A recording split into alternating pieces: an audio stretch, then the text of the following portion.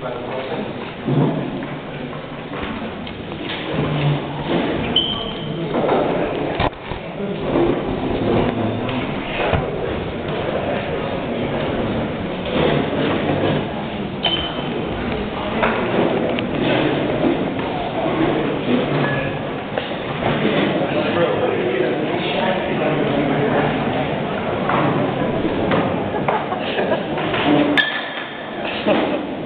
evening.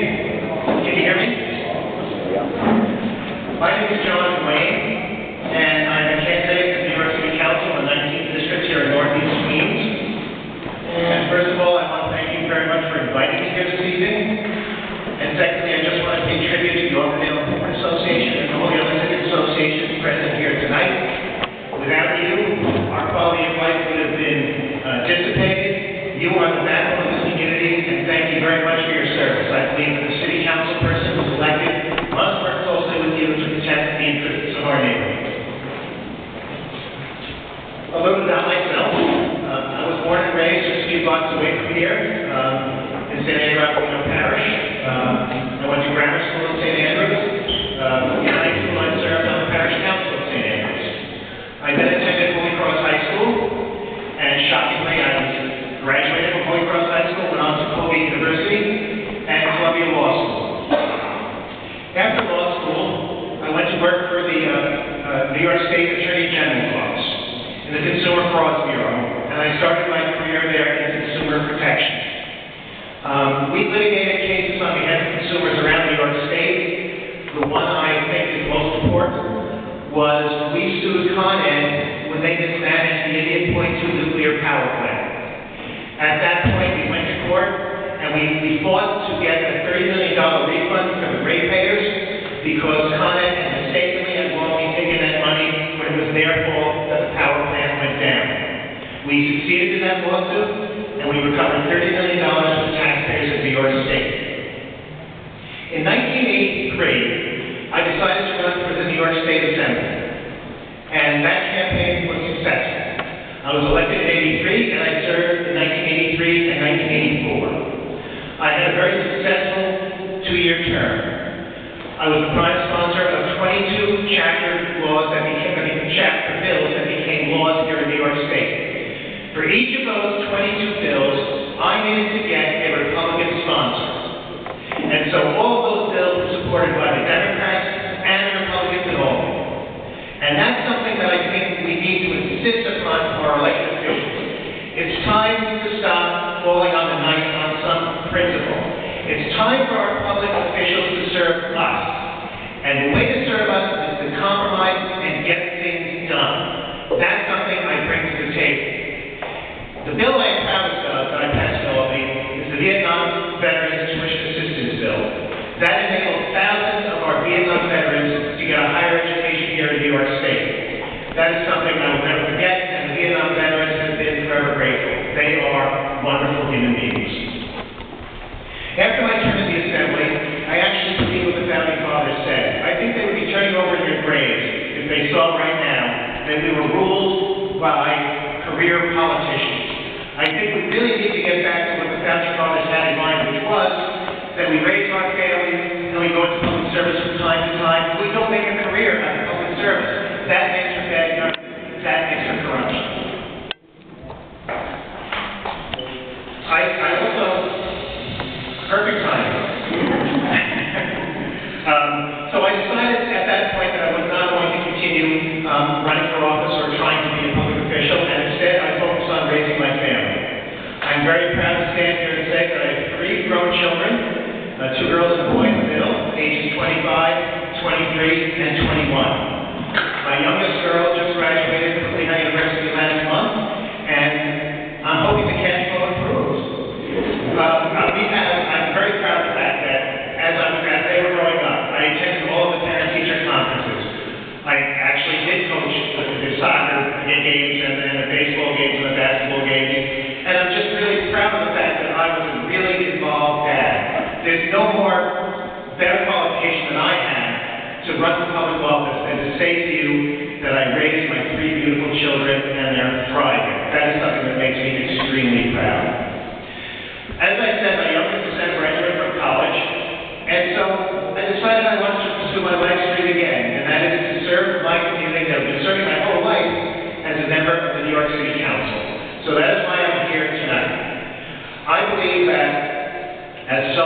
who has lived here my whole life, grown up here, raised my children here, cared for my elderly parents right here in this district, I share your dreams.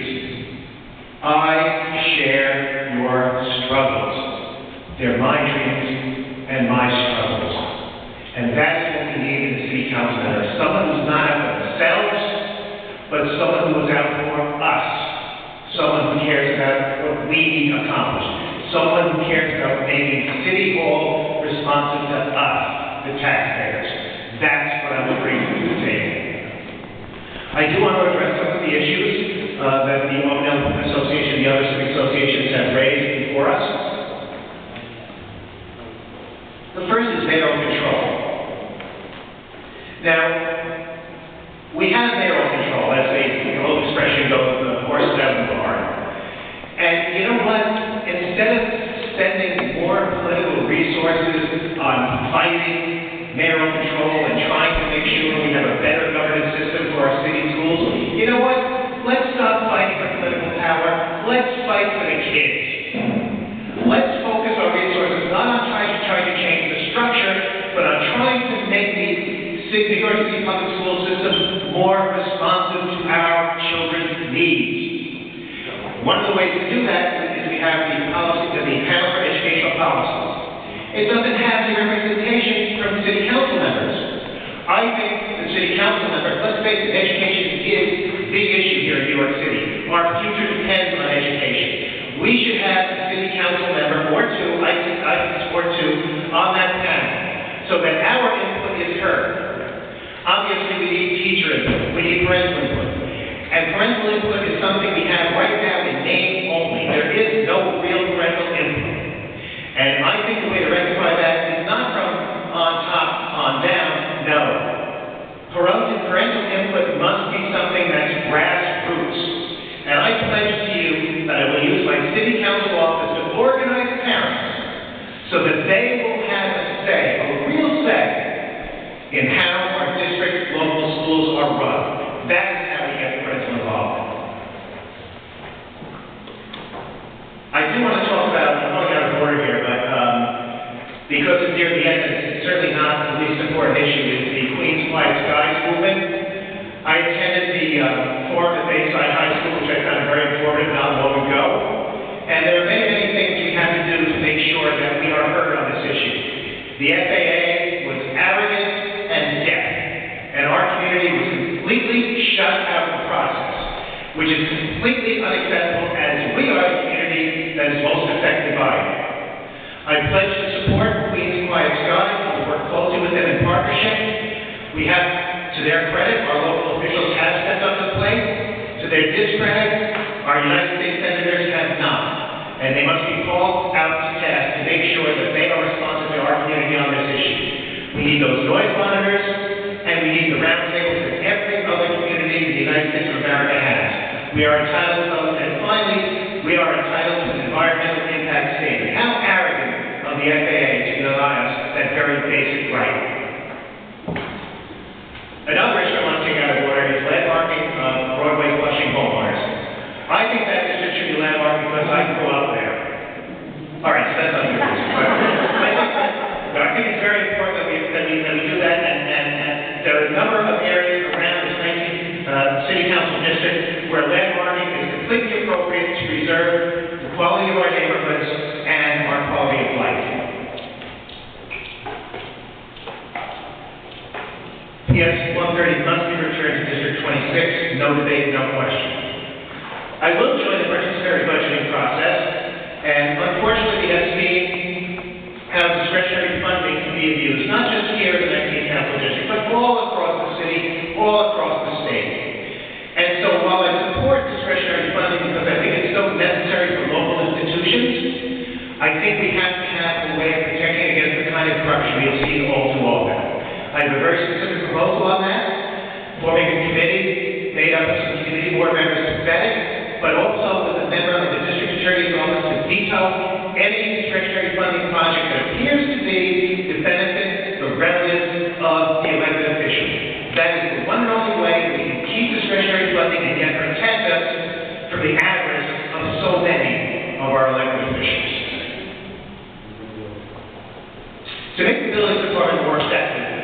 We must increase the funding of the enforcement mechanism. We also have to increase the funding for the Inspector General. Far too many of our building inspectors are prone to take bribes and look the other way. We know that by just looking around our neighborhood. With respect to the Board of Standards and Appeals, I am sorry.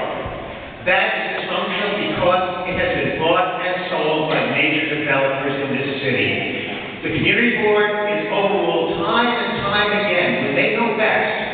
When big money rules, we lose.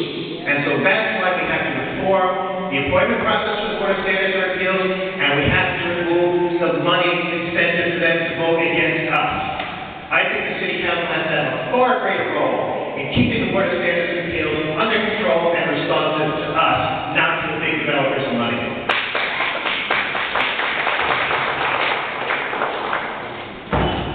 We must bring all available enforcement mechanisms against businesses that are bad neighbors.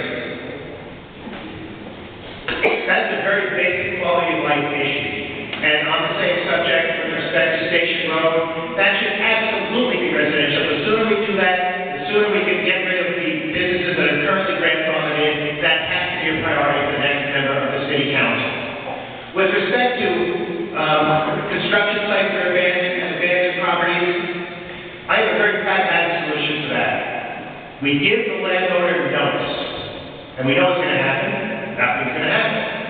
So at that point, what we do is the city sends in crews to clean up the eyesore, and then we send the bill in the next tax bill to the landowner, who is then responsible not only for the taxes but to repay New York City for fixing up the property that was an eyesore that affected our quality of life. We can't let those eyesores continue on and on and on, which is, of course, what has been happening. Now, developers that don't follow the building regulations,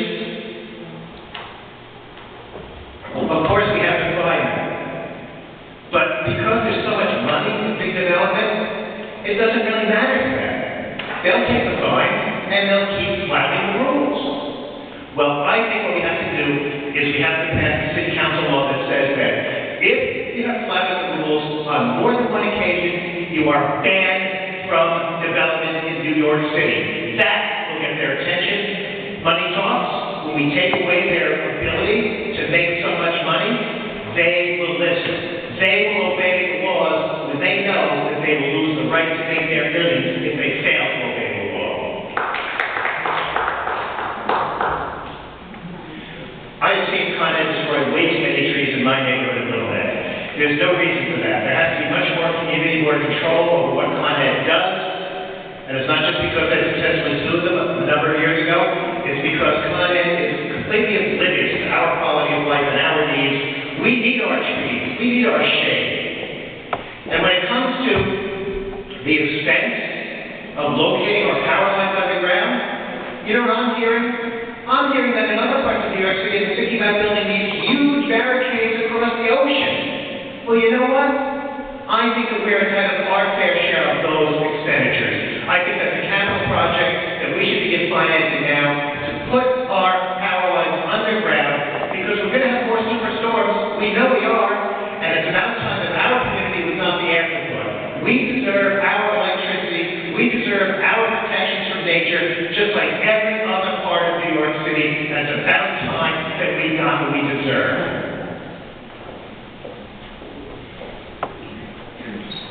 With respect to the Auburndale area being split between 3 councilmatic districts and 2 community boards, first of all, it's a disgrace that redistricting cuts up communities the way it does, and I wish that we had a mechanism whereby we can make it more fair. I thought the city was going to do a better job this time, but it didn't, and of course we know the state is disgraceful when it comes to redistricting. So what I think we have to do to make it up to Auburndale, which is way too divided and much more than it should be, is to make sure, and I pledge that I will support to have more members of the community boards, 7 and 11, appointed from Auburndale. It's not much, but it's something we can do to give Auburndale as a community a unified voice.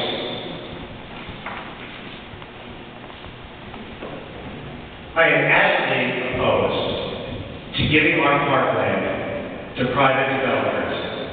Parkland is so essential to our quality of life, to our public health. We need every single acre. We cannot give it away to developers.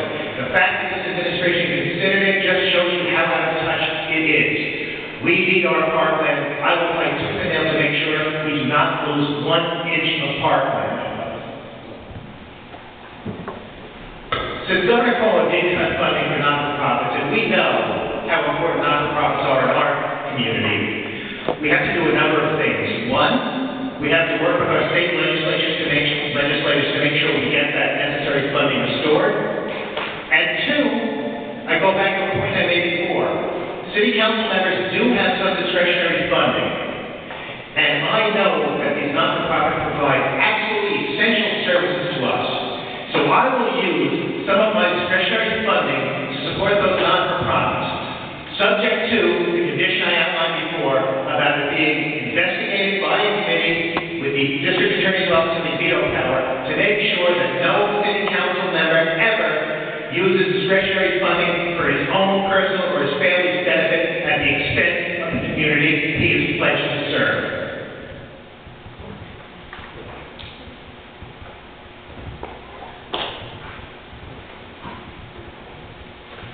Just go back to airplane noise. It's a fundamental assault on our quality of life, and that kind of wraps up the main point I want to make is that all these issues that these civic associations have raised and have responded to tonight all affect our quality of life. That's the number one function of a New York member, of a member of the New York City Council. That will be my priority in service to you.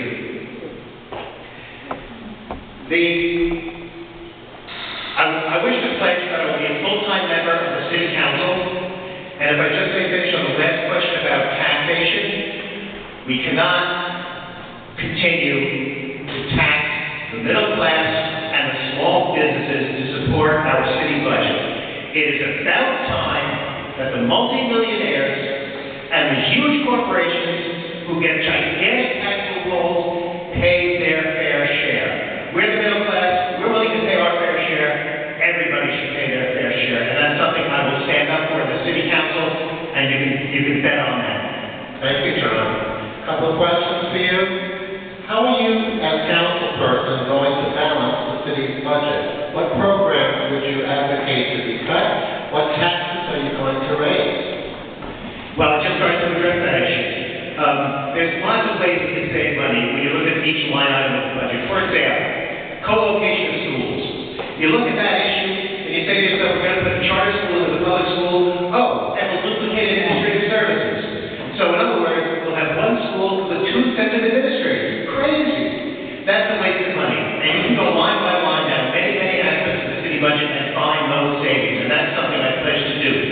But I also started to talk about what I believe is a very regressive and unfair tax system in New York City. Of course the poor can't pay taxes. The middle class pays the taxes. The wealthy pay nowhere near their fair share of the taxes. No one's in favor of raising taxes, and I'm certainly not either. But what I am in favor of is making sure the tax code is fair, so that we in the middle class pay our fair share and can retain the services that we are entitled to, that we earn, that we fought for, struggled for, and supported.